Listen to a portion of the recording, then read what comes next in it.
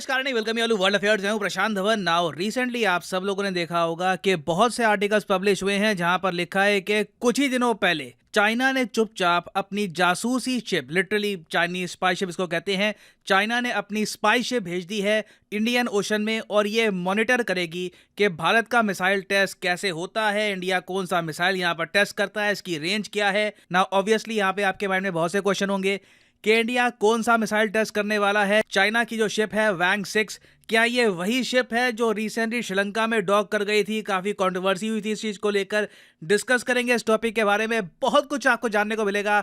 Lot to know, lot to discuss as always. But before we begin, आगे बढ़ने से पहले आप सब लोगों से पूछूंगा एक क्वेश्चन। हाल ही में भारत ने किया है AD-1 मिसाइल का प्रशिक्षण। आपको बताना है कि AD-1 मिसाइल का टेस्ट इनमें से किसने किया था? Option A ISRO, option B BEL, option C DRDO या फिर option D HAL। Comment section में सब लोग करिए आंसर। सही आंसर मैं आपको दूंगा वीडियो के अंत में। ओके, तो सबसे पहले यहाँ पे आपको जानना होगा कि चाइना के पास आज के समय बहुत सारी स्पाई शिप्स हैं। इनको हम कहते हैं स्पाई शिप्स, मगर इनका एक करेक्ट टर्मिनोलॉजी होती है ट्रैकिंग शिप्स। ये शिप्स ट्रैक कर सकती है सैटेलाइट्स को, मिसाइल्स को, और ये शिप्स चाइना ने ओवर द इयर्स बहुत सारी बनाकर रख ली है। यहाँ पे आप देख पाओगे चाइना की युआन वैंग शिप की लिस्ट है। युआन वैंग 3, 4, 5, 6, 7, 21, 22, ये सारी शिप्स चाइना यूज करता है। हाल ही में जो श्रीलंका में चाइना ने एक शिप डॉक कर दी थी जिसको लेकर भारत ने काफी आपत्ति भी जताई थी, वो थी yuan Wang 5।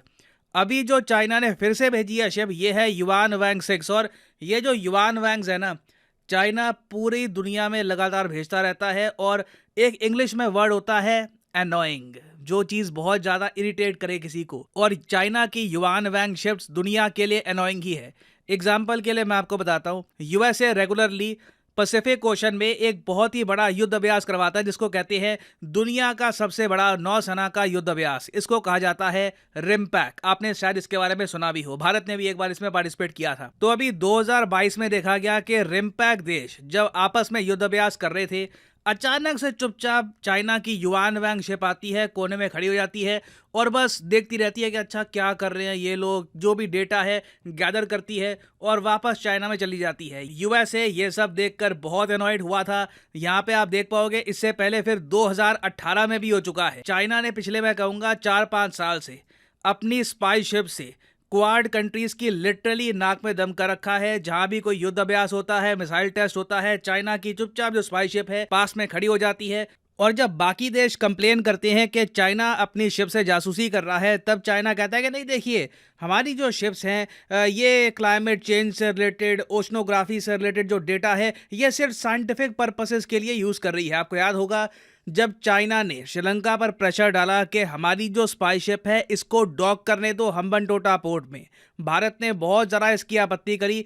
In the and Sri Lanka ने यह कहा कि देखिए चाइना की जो शिप है ये साइंटिफिक पर्पसेस के लिए है और जो इनका रेडार होगा ये टर्न ऑफ होगा, ये बंद होगा जब ये श्रीलंका में डॉक करेंगे। और चाइना ने घूम फिर के यही कहा कि हमारी शिप का मेन पर्पस है साइंटिफिक रिसर्च, हम लोग कोई मिलिट्री पर्पस से इन शिप्स का यूज़ नहीं करते। जबकि अजीब बात देखिए, जब भी यूएस कोई मिसाइल टेस्ट करता है, रिमपैक युद्ध अभ्यास होता है, इंडिया कोई मिसाइल टेस्ट करता है, ये शिप टेस्टिंग रेंज के पास जाकर खड़ी हो जाती है मिसाइल की ट्रैजेक्टरी को देखने के लिए। और क्वाड कंट्रीज की प्रॉब्लम यह है कि हमारे पास इतनी स्पाई शिप्स नहीं है कि जिस तरीके से चाइना हमको एनॉय करता है हम चाइना को एनॉय कर पाए। भारत के पास गिनती की आप अगर देखो तो एक इस टाइप की मिसाइल ट्रैकिंग शिप है INS ध्रुव। यूएसए के पास ऐसी आपको 2 शिप मिलेगी, जापान के पास 0 है, ऑस्ट्रेलिया के पास भी 0 है। इसके कंपैरिजन में आप अगर देखो तो युआन वैंग शिप चाइना के पास ऑलरेडी 8 के आसपास है, कई और मिसाइल ट्रैकिंग शिप्स इनकी अंडर कंस्ट्रक्शन है। तो क्वाड कंट्रीज मैं कहूंगा चाइना से बहुत पीछे हैं इन जासूसी शिप्स के मामले में। अब जो रीसेंट इंडिया का केस है कि जी यहाँ पर इंडियन ओशन में फिर से युआन वैंग 6 चाइना ने भेज दी है, ये चाइना क्यों भेज रहा है और इंडिया कौन सा मिसाइल टेस्ट करने वाला है? देखो यहाँ पे आप नोट करोगे भारत सरकार ने हाल ही में एक नोटिफिकेशन जारी करी कि हम नो फ्लाई जोन घोषित कर रहे हैं बे ऑफ बंगाल के ऊपर 10 से लेकर 11 नवंबर के बीच में। इसका एक टाइम वगैरह जो है भारत सरकार ने बाकी देशों के साथ, उसके अलावा जो एयरलाइंस वगैरह हैं उनके साथ शेयर कर दिया है कि इस टाइम ना यहाँ से कोई ना हवाई जहाज, कोई शिप कुछ गुजारना मत, ये इलाका बिल्कुल क्लियर रखना, क्योंकि अब्दुल कलाम आइलैंड से एक ना एक मिसाइल लॉन्च किया जाएगा। तो चाइना की जो जासूसी शिप है ये चुपचाप इंडियन ओशन में आके खड़ी हो चुकी है और जब भारत मिसाइल टेस्ट अपना करेगा, ये इस मिसाइल टेस्ट का डेटा इकट्ठा करके वापस चाइना में ले जाएगी। अब यहाँ पर आप कहोगे मगर भारत कौन सा मिसाइल टेस्ट करने वाला है? देखिए, आज के समय दो मिसाइल्स की बात की जा रही है। भारत सरकार ने अभी तक बताया है नहीं कि पर्टिकुलरली कौन सा मिसाइल हम टेस्ट करेंगे। हो सकता है, अगेन मैं ये कहूँगा पॉसिबिलिटी है अभी कि भारत शायद अपना मिसाइल टेस्ट पोस्टपोन भी कर दे चाइना की शिप की वजह से। मैं इसको लेकर 100% श्योर नहीं हूँ, देखना होगा, मगर मेरे हिसाब से पर्सनली आप मुझसे पूछें तो हमें ये टेस्ट करना चाहिए रिगार्डलेस चाइना की शिप यहाँ पर हो या ना हो। तो खैर बात यहाँ पर की जा रही है या तो जो सबमरीन लॉन्च्ड बैलिस्टिक मिसाइल है K4 ये भारत टेस्ट करेगा, या फिर अग्नि सीरीज का कोई ना कोई एक मिसाइल जो है उसका वेरिएंट टेस्ट किया जाएगा।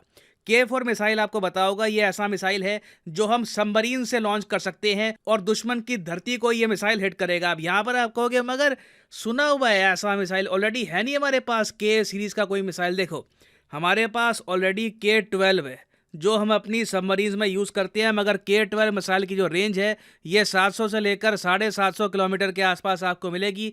तो अगर मान लीजिए कल को हमारी पनडुब्बी है ये चाइना के कोस्ट के पास जाती है तो K12 मिसाइल से अगर लॉन्च किया तो हम मैक्सिमम शंघाई को हिट कर पाएंगे, मगर K4 मिसाइल की रेंज बताया जा रहा है कि 4000 किलोमीटर के आसपास जा सकती है, उससे भी ऊपर जा सकती है। तो K4 मिसाइल से हम चाइना का जो इनर मोस्ट रीजन है, जो इनका इंडस्ट्रियल एरिया है, जो आपके लीजिए इनका वुहान प्रोविंस है जहाँ पे इनकी बड़ी आबादी रहती है, उसको कर सकते हैं टारगेट। ऑब्वियसली हम ऐसा करना नहीं चाहेंगे, कोई किसी को हार्म करना नहीं चाहता, मगर एक डेटरेंट क्रिएट करना इंपॉर्टेंट है। चाइना को बताना इंपॉर्टेंट है कि हमारे पास इस टाइप के मिसाइल्स हैं और भारत पे कल को अगर चाइना अटैक करता है तो उसके जवाब में हम इनके बहुत सारे शहर फ्लैट कर सकते हैं। तो ऑटोमेटिकली यहाँ पे आप समझ सकते हैं कि चाइना इंटरेस्टेड क्यों होगा। चाइना दो मिसाइल्स को लेकर, इंडिया के दो मिसाइल्स को लेकर बहुत नर्वस है। एक तो अग्नि सीरीज के मिसाइल्स, आपने देखा होगा जब भी भारत अग्नि मिसाइल का टेस्ट करता है चाइना काफी बार प्रोटेस्ट कर चुका है। ये इशू यूएन में भी रेज कर चुका है कि इंडिया को देखिए ऐसे टेस्ट करने नहीं चाहिए, बैलिस्टिक मिसाइल का टेस्ट इंडिया के लिए मना है। और उसके अलावा आप खुद ही समझ सकते हैं K4 सबमरीन मिसाइल चाइना के लिए सबसे बड़ा सरदर्द होगा, क्योंकि चलो मान लो कि चाइना के पास S-400 मिसाइल डिफेंस सिस्टम है, ठीक है, मगर चाइना को ये नहीं पता लगेगा कि भारत की सबमरीन कहाँ पर छुपी हुई है, कहाँ पे है, क्या ये साउथ चाइना सी में है, सी ऑफ जापान में है, कहीं से ये K4 मिसाइल आएगा और चाइना को बड़ा नुकसान कर सकता है ये मिसाइल। तो पर्सनली मैं सरप्राइज नहीं हूं कि चाइना ने ये अपनी स्पाईशिप भेज दी है। ये ऑब्वियसली देखना चाहेंगे कि इस मिसाइल की रेंज क्या है। कल को अगर मान लीजिए इस मिसाइल का कुछ काउंटर तैयार करना है, कुछ मिसाइल डिफेंस सिस्टम तैयार करना है, तो उसमें क्या ये चीज़ें ऐड कर सकते हैं, उसके लिए डेटा ये कंपाइल करेंगे। और फ्रैंकली इस पर्टिकुलर केस में हम चाइना को रोक नहीं सकते। भारतीय नौसेना ने भी यही कहा है कि हम चाइनीज शिप पर नज़र रख रहे हैं। मेरा ये मानना है कि जिस तरीके से चाइना एनॉय कर रहा है ना क्वाड कंट्रीज को, हमें भी ऐसी शिप बनानी चाहिए। लिटरली क्वाड का एक प्रोग्राम होना चाहिए जहां पर चारों कंट्रीज के पास इस टाइप की ट्रैकिंग शिप्स हो और चाइना के आसपास ये शिप्स हमेशा डिप्लॉयड रहे। और जब चाइना कंप्लेन करेगा तब परहैप्स हम यहाँ पे नेगोशिएट कर सकते हैं कि ना आप हम पे जासूसी करोगे, ना हम अपनी जो स्पाई शिप्स हैं आपके यहाँ भेजेंगे। इसी से एक बैलेंस हो सकता है। अभी के लिए कोई बैलेंस है नहीं, तो हम चाइना से एक्सपेक्ट नहीं कर सकते कि ये लोग अपनी मिसाइल शिप का यूज नहीं करेंगे ना। वापस आते हैं अपने क्वेश्चन की तरफ कि AD-1 मिसाइल न्यूज में था रिसेंटली, इसको किसने टेस्ट किया है? तो सही उत्तर यहाँ पे है ऑप्शन सी, DRDO। यहाँ पर आप देख पाओगे DRDO successfully conducts maiden test flight of phase 2 BMD interceptor AD-1। और ये बहुत ही इंपॉर्टेंट मिसाइल है। टोटल बताया जाता है कि कोई भी प्रोजेक्टाइल जो 5 किलोमीटर की क्लास में हो उसको ये आराम से डिस्ट्रॉय कर सकता है। This is very important for India's defence. और हाँ, एक बहुत ही इंपॉर्टेंट मैसेज आप सब लोगों के लिए, अनअकैडमी साल में एक बार, जी हाँ साल में एक बार, एक मेगा टेस्ट ऑर्गेनाइज करता है जिसमें सिर्फ पार्टिसिपेट करने मात्र से ही आपको मिल सकते हैं Amazon गिफ्ट वाउचर। ये टेस्ट होने वाला है 13 नवंबर को सुबह 11 बजे, मगर मैं आपको कहूंगा कि एनरोल अभी कर लो। 13 तारीख को ना सुबह आपको 9 बजे के आसपास मोबाइल फोन पे या फिर ईमेल पे नोटिफिकेशन आ जाएगी कि टेस्ट स्टार्ट हो रहा है, तो टेस्ट उस वक्त आप अटेम्प्ट कर सकते हो। तो कमेंट सेक्शन में जाओ, अभी यहाँ पर आपको लिंक मिलेगा, enrol in this free test. यहाँ पे इस लिंक पे आपको करना है क्लिक और यहाँ पे ये पेज आपको दिख जाएगा। यहाँ पे रजिस्टर करके अपने आप को एनरोल कर लेना इस टेस्ट में और आप यहाँ पर जीत पाओगे Amazon गिफ्ट वाउचर्स, उसके अलावा Apple iPad, iPhone. This is a huge test. Unacademy साल में एक बार ऐसा टेस्ट करवाता है, तो गोल्डन चांस है आप लोगों के लिए। It is absolutely free of cost, इसका कोई पैसा चार्ज नहीं किया जाएगा। एनरोल यहां पर कर लीजिए। टेस्ट आपके लिए होगा 13 तारीख को। 12 तारीख को वैसे मैं आपके लिए एक रिमाइंडर वीडियो और ले आऊंगा। तो ये है end of this video. Thank you for listening and as always God bless you all.